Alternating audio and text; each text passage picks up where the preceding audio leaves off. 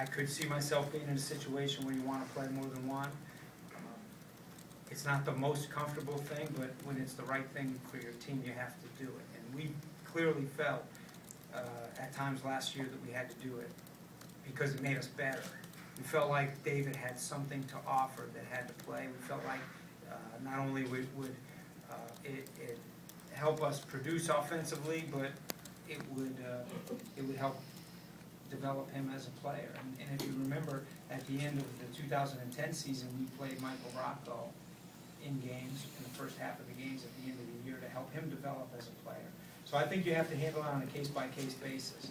I don't know what will happen.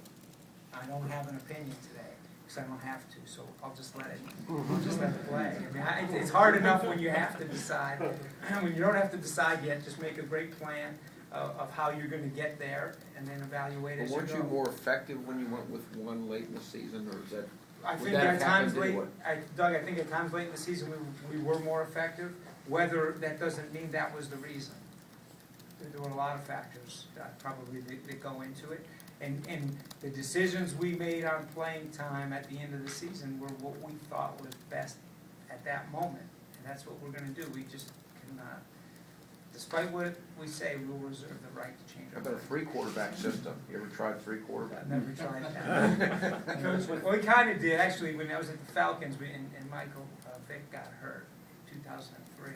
We was flipping back between 2 QBs, Doug Johnson and Kurt Kittner, but we had signed a